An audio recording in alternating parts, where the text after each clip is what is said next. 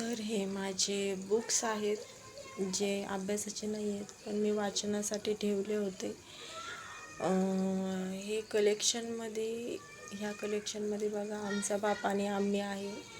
हे मी जेव्हा माझे ग्रॅज्युएशन कंप्लीट करत होते त्यावेळी हे बुक मी घेतलं होतं माझ्याकडे. त्यानंतर हे भारतीय अस्पृश्यांची शौर्यगाथा आहे. बुद्धांचे असे छोटे छोटे बुक्स आहेत ह्याच्यात बरेच, जसं की बघा आंबेडकरांचे, बुद्धांचे. हे पुस्तक छान आहे, रमाबाई आंबेडकर. त्याच्यानंतर हे रानडे गांधी जिना. त्यानंतर हे पुस्तक माझ्या मुलीच्या स्कूलमध्ये बुक्स एक्झिबिशन होतं गेल्या वर्षी. त्यावेळेस तिथं मदर टेरेसांचे बरेच पुस्तकं होते, पण खूप कॉस्टली होते ते बुक्स. मग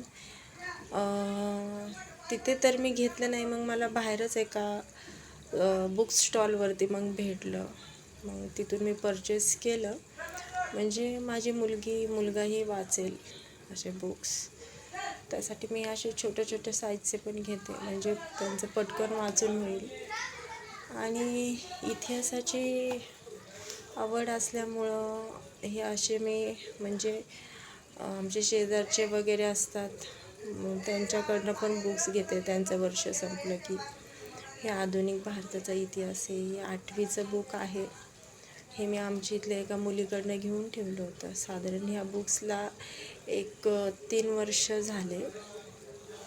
त्यानंतर हे एक बुक आहे, याचा कवर ॲक्च्युली गेलेला आहे. कवर होता ह्याला खूप छान.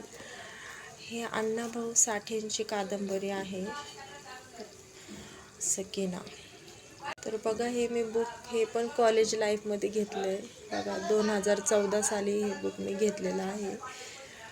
बुक्स घेते त्यावेळेस अशी तारीख लिहित असते मी. सकीना ही कादंबरी इतकी सुंदर आहे, कादंबरी खूप छान आहे.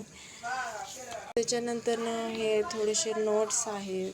माझं लायब्ररी सायन्समधून शिक्षण झालेलं आहे, तर लायब्ररीशी रिलेटेड पण बुक्स आहेत माझ्याकडे. हे ग्रंथालयाचं पुस्तक आहे, जे मी बाहेरून विकत घेतलं होतं.